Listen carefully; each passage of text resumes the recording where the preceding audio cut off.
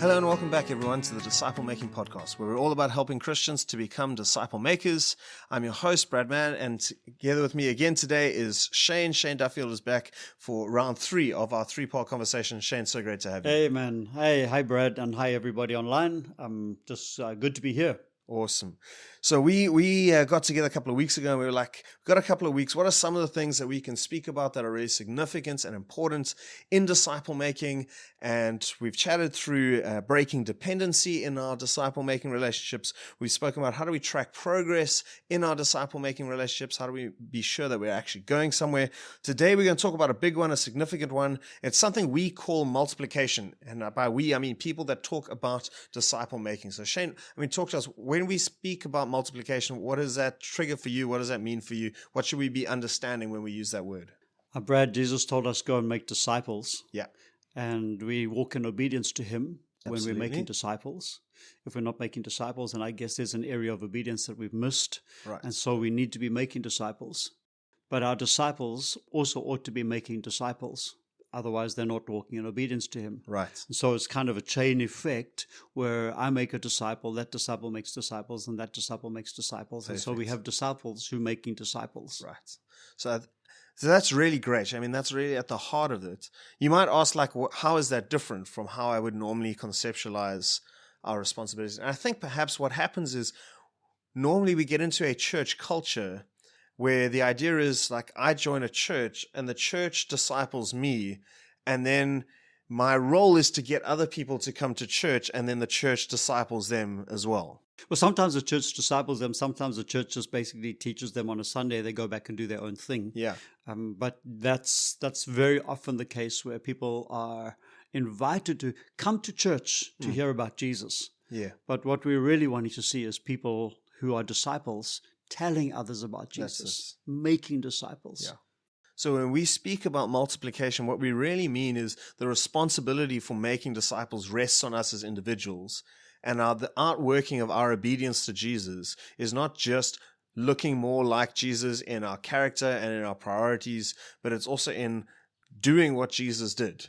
And one of the most important things Jesus did and told us to do was make disciples. And so as individuals, we live that out as our kind of I think responsibility. For me, it's quite significant that was his last command. Yeah, absolutely. Go and make disciples. And then he disappeared. Yeah. Roland and I, one of the other pastors, we wrote a whole paper on why that was the most important command Jesus gave. We won't bore you guys on the podcast with it now, although if you're interested, you can let us know. That's really cool. That go is a command, and as you go is an instruction of living daily life. That's making disciples. Yeah, because the primary verb is actually make disciples. Yeah. The going is, as you say, as you go in your living, make disciples. So we're talking about multiplication today, which, as you can hear, comes straight out of the heart of the Disciple Making Podcast. It's about individuals making disciples. And it's one of the things that I've seen, perhaps as a pastor, Shane, maybe you've seen it as well, as a long-time leader and now elder in the church. It's not always the thing that's most easily picked up by people in the church. People in the church often find doing multiplication for themselves quite a challenge. It's not the thing that we see most frequently lived out by your average churchgoer. Would you say that's fair, Shane? I think that's absolutely true, Brad. So many of the people in the church, the believers, have a real passion to see people come to Jesus, but their tool for that is to bring them to church. Yeah. Rather than to actually be actively involved in bringing people to Jesus. And sometimes, unfortunately, as a church, we steer into that.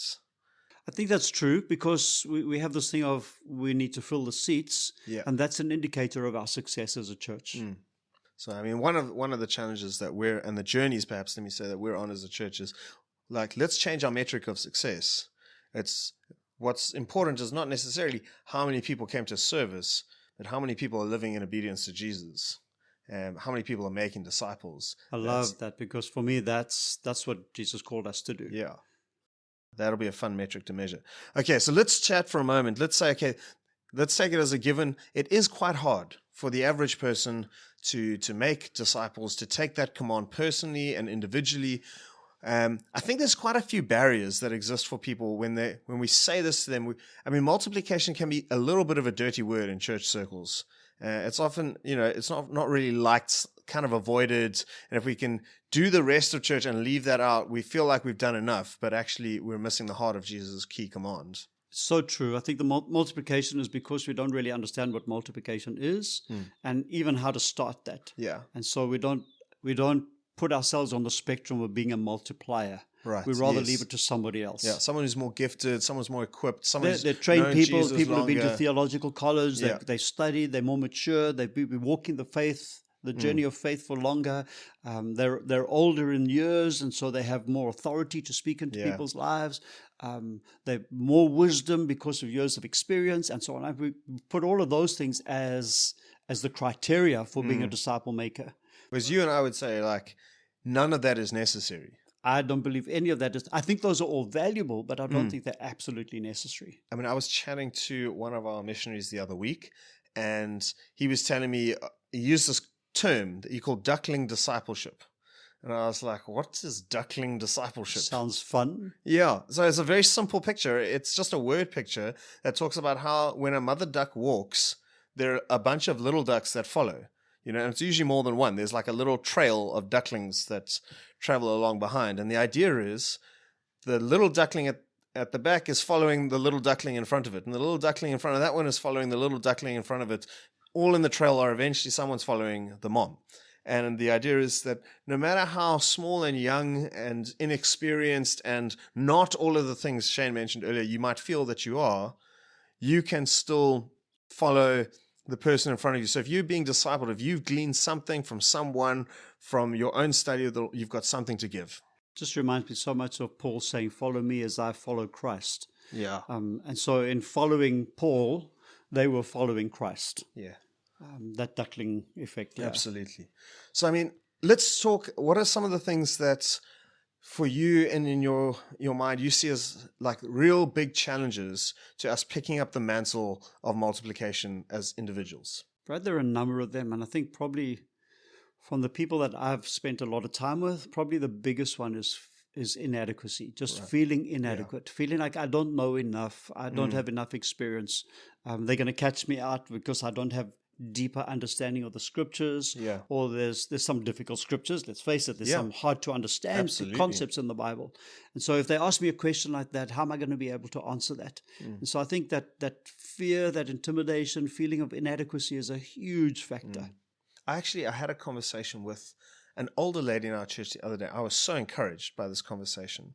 And because the conversation started with, hi, Brad, I'm discipling one of our young adults, and she's asked me a question that I don't know how to answer. Can we chat together? That's so cool. It was great. And I was so encouraged because, there'd be an initiative, like she was journeying with one of our like newer Christians in the faith, and as an older lady, and it was great. There's this beautiful relationship that they have. And then she was like, but now this fear, this thing, the very thing that you've raised has come up. And yet the answer is so simple. It's like, let me ask someone who might know. It makes so much sense because they're people who have a better understanding and deeper knowledge of the word and whatever. Yeah. And I love to bounce things off of people like that. I'm stuck. I don't know what to say. I don't know how to answer that question. Hey, Brad, can you help me here? Give me some theological insight on that so that I can help the guy that I'm discipling. Exactly. And which is not to say I have all the answers either, because I absolutely do not. But you have more answers than I have. No, we have some answers. The point is, I love the way she dealt with it. And she said, hey, that's a really great question. I don't know the answer, but do you mind if I take some time to find out, and then we'll chat about it? Yeah. I in my previous life, used to be a school teacher. Let me explain that. It's just very new age for a moment there. Back in the day, I used to be a school teacher. That's a lot better. Yeah. Back in the day, I used to be a school teacher, and many times children would ask me a question that I had no answer to. And I would use that very same phraseology. Hey, that's a really good question. Let's do some research on that. Yeah. And I love that. So if you're sitting here and you're like, man, I've thought about this whole multiplication thing. I've heard you guys talk about it on the podcast, but I just don't know that I can do it. We want to say, really, you don't have to have all the answers. And believe me, you're totally normal. Yeah, that's absolutely. Totally normal. It's a natural response to I don't know how to do it. Yeah. So that's maybe the first one. Like, I don't know what I'm doing. I feel inadequate. One of the things we were talking about earlier, and something I think feeds into that, is I think in the Western church, we're very enculturated, if I can use that word, to thinking in curriculum. So, when we do Sunday school, if you're a Sunday school teacher, what's the curriculum that you're working through? Well, we're doing this progression of things. When you go through youth, perhaps your youth experience is like, we've got a curriculum of stuff that we work through. And then we get to like, okay, it's my job to disciple someone. Like, where's my curriculum? What do I do? Yeah, it's so true. We're so caught up in programs, and we have to follow a pattern from one thing to the next to be able to bring people to understanding. That's our thinking. I've found for me, the journey that I take with guys that I'm discipling is one of, it's very situational. Yeah. So very often they will come to me with a question, or out of a conversation that I've had with them before, I'll be thinking, man, I'd love to see God working this into that person's life. Yes. And so it's very, very situational. And every person that I've been involved in the discipling has been on a different journey. And so there's no set curriculum to follow. Yeah. Of course, we base everything on following Jesus, walking in obedience to Jesus, following his commands, and doing whatever we do to bring honor and glory to his name. And that's kind of the basic curriculum. Yeah. And if we can get that and bring people to a mature understanding of that, I think we've won the battle, really. Yeah. And we spoke a little bit about this last week, and when we spoke about progress in disciple making. And our curriculum is really the life of Jesus. If we can live like Jesus lived, God will be very pleased with us when he calls us home. And there's so much to learn in that. I think I may have mentioned in the previous time that we had together, where a group of guys that get together every week and have been doing for 3 years, maybe 48 of the 52 weeks in the year that we've been together for 3 years. That's a lot of times together. And there are maybe 6 or 7 or 8 people in that group. And every time that we get together, what are you learning about the life of Jesus is the first question that we ask. And there's so much in the life of Jesus in terms of how he related to the Father, and how he related to people, and how he walked in obedience, and how he was prayerfully dependent. We spoke about some of those things last week. Exactly. And there's so much to learn. So if we can literally point people to Jesus, we've got enough of a curriculum. So I think that's really great. So if that's your wrestle, that's your question, you're like, okay, maybe I could do it, but I just have no idea where to start. Start with Jesus. I think the other thing added to that, Brad, is that I don't know enough about Jesus. My question then is, do you know anything about Jesus? If you know anything about him, you can help somebody else to know that. And sometimes the call to be discipling someone else gives you the kind of kick in the pants you need, because you've just been going to church and assimilating information someone else has been teaching you, but you haven't been growing for yourself in understanding who Jesus is and the life we're called to live as Christians. It really, teaching is a great tool to learn. Right. They say the best way to learn is to teach somebody. Yeah. So, that's how I used to study for my exams all the time when I was at university. My dog was so well versed in economic theory. He could have been an economist. I'd sit there on my bed and I would lecture him and teach him all the stuff we were going to learn. I love it. It's better than looking in a mirror. Yeah, very much so. I don't want to do that. Okay, so that's curriculum. One of the other things we spoke about as a challenge to entering into taking that responsibility of making disciples, of doing multiplication, is the time/cost commitment that sometimes gets involved in that. Oh, Brad, that's a really good one.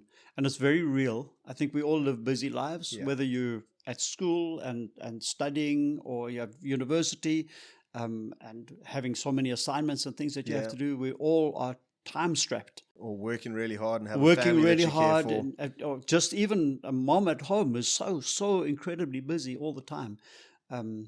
So whatever it is that we're doing, we find things to do with our time that keep us busy, because that brings some kind of measure of satisfaction. And so to be a disciple maker, we need to break out of those patterns and actually create time to be able to do that. It's slowed down a little bit in the last couple of months, but I measured just a while ago that I was spending 20 hours a week on one-on-one relationships with people. And that's amazing. That's a lot of time. And I'm blessed in that I'm senior citizen. I said that quietly. You're part of the prime time No, ministry? don't go there. Don't go there, Brad. But as a senior citizen and somebody who's like, my career in my occupation is done. I'm not retired, still serving Jesus. Yep. Because we don't retire in the kingdom. But I have the privilege of having more time available. So I can do that. 20 hours a week is okay. But that's scary for anybody. Yeah. And even just having one disciple could mean 2 or 3 hours a week or more. Just being able to build into that person's life. One of the guys that I've been discipling is discipling somebody else. And the way he's doing that discipleship is with voice notes. Okay. And so regularly, almost every evening, he will get a 3 or 4 or 5 minute voice note. Wow. And then he'll respond to that. So that's 30 minutes out of his time because he wants to think about how to respond, what's the best way to answer the question, or what's the best counsel that I can give in that situation. That's 30 minutes out of his time every day. Yeah. So it's costly. It's very costly time-wise. But the fruit is amazing. Amazing, yeah. And I love just the creativity in that as well. You know, often we have this picture, you know, it's like getting together with someone, sitting down and having a coffee somewhere. Like that's the form that exists in our minds. And that's, form can be so fluid. It really doesn't need to sit into that mold. I get it. We can sit on a couch opposite one another and disciple, or we can go to the gym. Yeah. And use that as discipleship. There were 2 guys that I was discipling intensely. And for a period of 2 years, we went to the gym 3 or 4 times a week. And that was our discipleship moments. Beautiful. So on the way to the gym, I'd pick these guys up. And on the way to the gym, we would be talking. We would pray before we went into the gym. We'd spend an hour and a half pushing some weights and pushing each other, literally pushing each other to push harder. Yeah, I can see that. But out of that came conversations and discussions of depth and quality for learning and growing how to love Jesus more and how to follow him better. And then we'd get in the car and drive home, and I'd drop them off. And before I dropped the second one off, so we'd drop the first one off, and we'd talk together a little bit, maybe 10 minutes, 20 minutes, sometimes 30 minutes, sometimes an hour. Sure. Just talking in the car. Yeah. So it was an incredible opportunity. I was going to use that time to go to the gym anyway.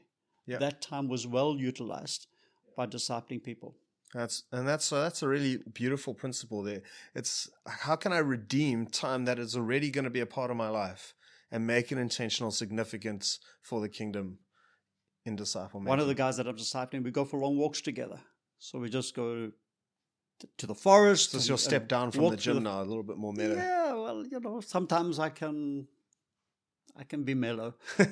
So we go for long walks, and that's just awesome. Just to be able to walk and talk. Yeah, absolutely. It's a favorite for me as well. So let's segue a little bit.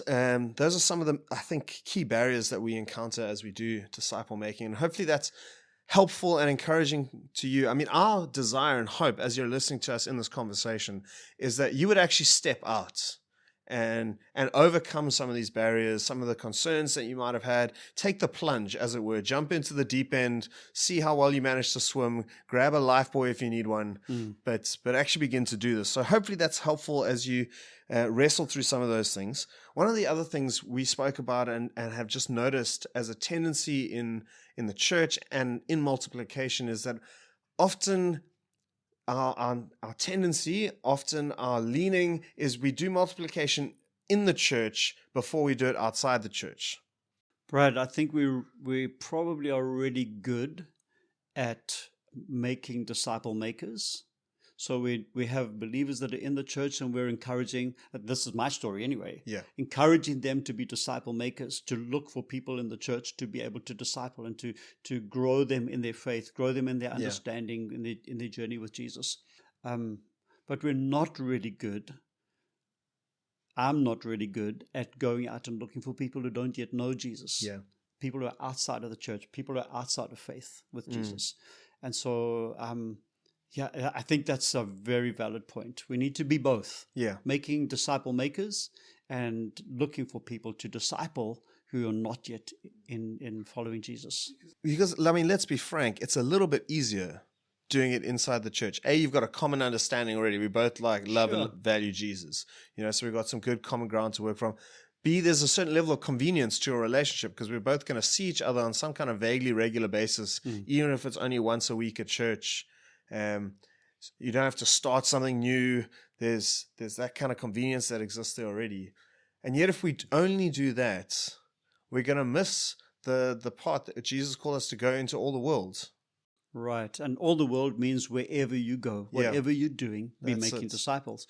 And I think we think, how do I get from just an introduction with somebody to a place where I'm making a disciple? And I think the whole journey is part of making disciples. Absolutely. So even just building a friendship with somebody is starting that journey of being a disciple maker.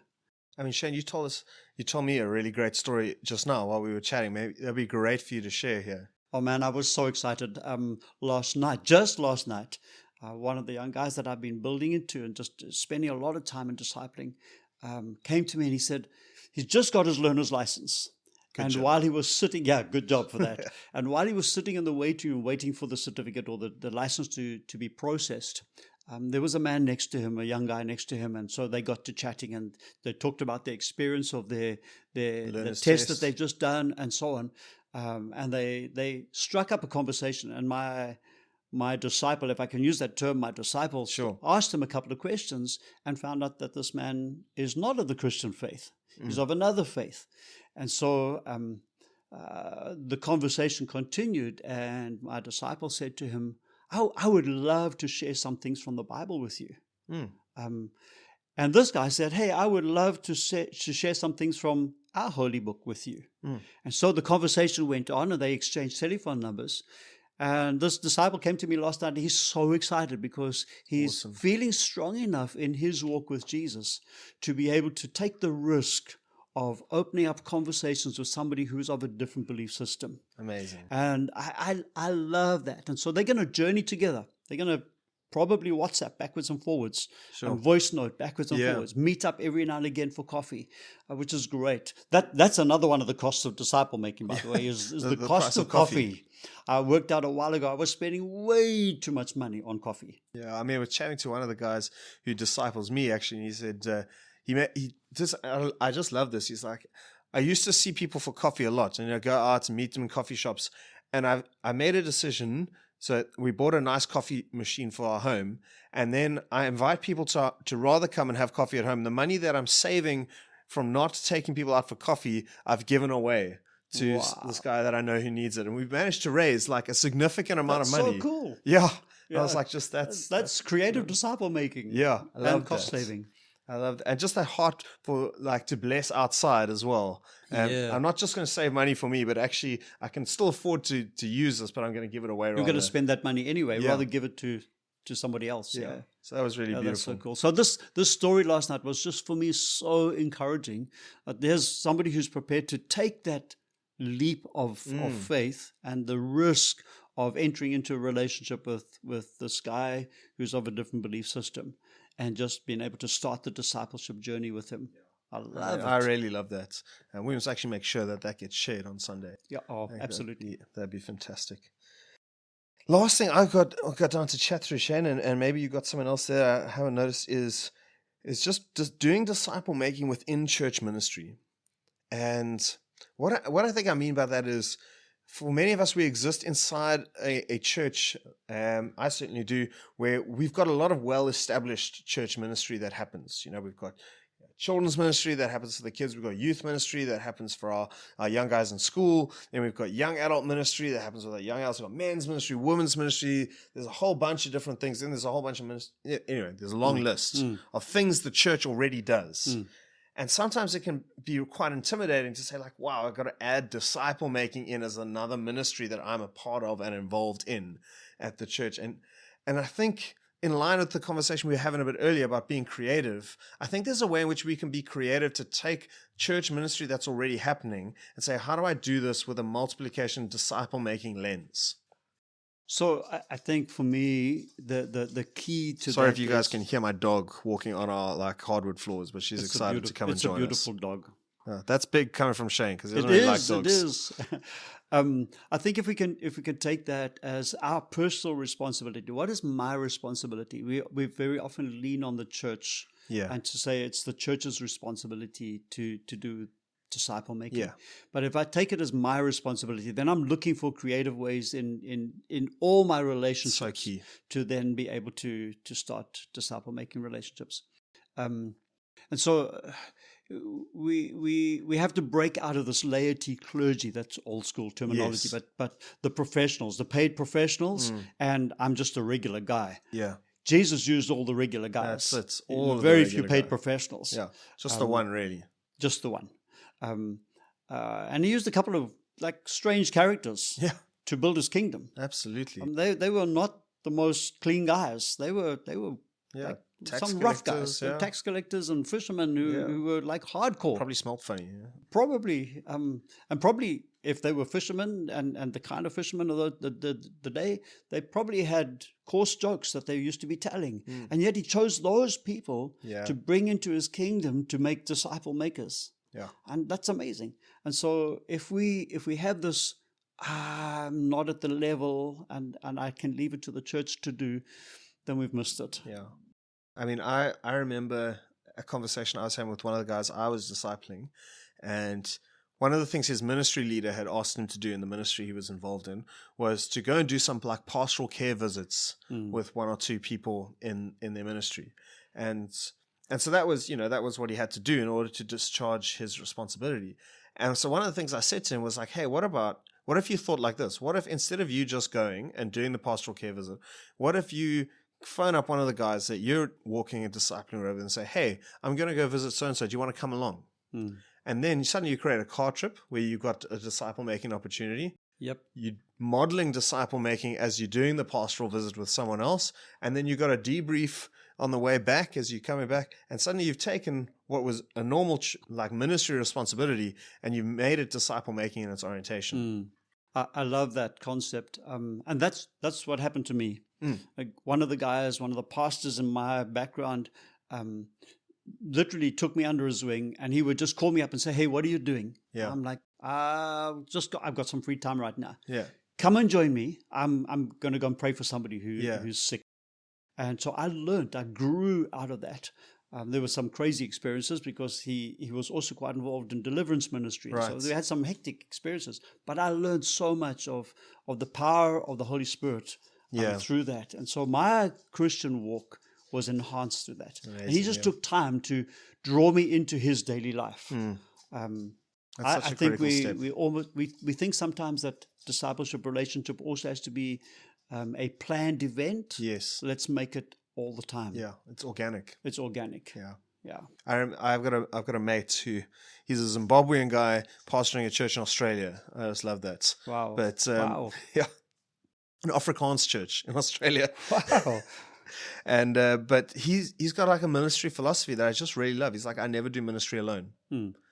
I always bring someone with. So good. That's multiplication. That's multiplication. Oh, I love it. He's imparting who he is to somebody else. Yeah, all the time. Follow me as I follow Christ. That's it. Yeah, I love that. So Shane, that's about half an hour for us. Any final thoughts you want to drop? There's just one thing. Yeah. I think sometimes how do I start a conversation?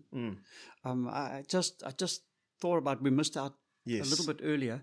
And I think what I like to encourage guys to do is just to put a hook into the conversation. Yeah. And the hook is something that will just catch attention. So you're talking to somebody about sport, like, did you watch the game last night? It was awesome. And I loved how so-and-so scored and what. Oh, your team lost. And so that's natural conversation. Yeah, 100%.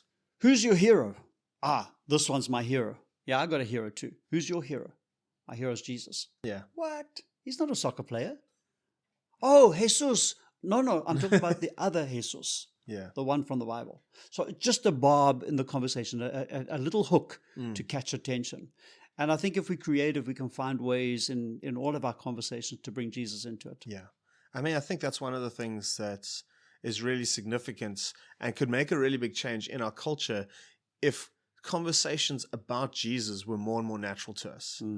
I remember some friends of mine started an online business, and through that business, they had the opportunity to reach a bunch of people in a bunch of different countries, became their clients, and they would do their thing. And they created content that these people would pay to see and view. And because most of the people in this business were Christian at that time, they were very aware that not everyone consuming their content was Christian. And it wasn't, they weren't selling Christian content. They were teaching skills and imparting stuff through an online medium. And they became aware that they were being quite intentional about not including Jesus, or parts of their life that were centered around Jesus wouldn't filter into the content that they were creating, because they were being quite intentional to try what, in their minds was honoring people's individual beliefs. And they reached this point, they're like, you know what? Actually, who we are is we are people that love and follow Jesus. And so we actually want to choose to be intentional, because we recognize how innate it's become in us to avoid talking about Jesus and things of the faith in our normal life and business. And so we're actually going to choose to not do that. And we're going to intentionally just share, hey guys, this week, we had a real challenge putting this together for you, but we got together as a business and we prayed, and this is what we saw God do, and then carry on with the thing. That's amazing. Yeah. And I love that, because it was that recognition both of what actually happens to us without us often noticing, is that we tune Jesus out of our natural conversation. We want to be politically correct and not cause offense. Exactly. But we love Jesus. I love sport. I want to watch. I want to talk about it. I love, whatever it is. Yeah. And I want to talk about it. I love Jesus. I want to talk about him. Exactly. And so they just brought that in. And I think that really fits into what you were saying about bring those barbs. As a culture, I would say, let's also just bring back Jesus, because if he's significant in your life, you have the right to talk about him. Yeah. I think that makes it so much more authentic. Yeah. If he's real to you, out of the abundance of the heart, the mouth will speak. Yeah. 100%. Well, Shane, thank you so much. Oh, this is good stuff, Brad. This has been I'm great. Inspired. I want to go out again. Amen. Hopefully, you've said that every week, so hopefully that's also happening. Well, it is happening, and I love, so some of the guys that I've been discipling have every now and again, they say to me, hey, would you mind giving us a ride? No. And take them out, and they'll go for a walk around the neighborhood. They make some sandwiches and go out and distribute some sandwiches to guys that are on the street and just hungry, and then just say to them, hey, I just want to share the love of Jesus with you. And so they use those opportunities, and I love that. So let's go out. Praise the Lord. Let's go make disciples. Awesome. Well, Shane, thanks so much for being with us. Thank you guys for listening and joining us on the episode today. I hope it's been a blessing and been helpful to you. Our real encouragements is not that you would listen to this and feel warm and fuzzy inside. I mean, I hope it makes you feel warm and fuzzy inside. But more than that, I hope that you will ask the Lord in faith, how do I begin to do this in my life? Amen. Who are the people you're giving me influence? So Jesus said, if you love me, you will obey me. That's it. And if we don't obey instantly, then it's not obedience. There you have it. Your harsh bam. Mic drop. Except if I drop this mic, I'll be in trouble. Yeah. But that's our call. It's our call to make disciples. We can all do it. You can do it as you're listening to this. God is with you. He's given you everything you need for life and godliness. Duckling discipleship. Share your journey with Jesus. Thank you guys so much for joining us. May God bless you, fill you with His Spirit as you go into this week, and may He give you grace and favor as you seek to be intentional about multiplying yourself into others. Thanks, Brad. Thanks for this time. It's been so encouraging, and I trust that the listeners are also encouraged to go out there, walk in obedience, make disciples, and see kingdom come. Amen. Thank you guys so much for being with us. Have a great week. Blessings. Cheers. Ciao. Bye.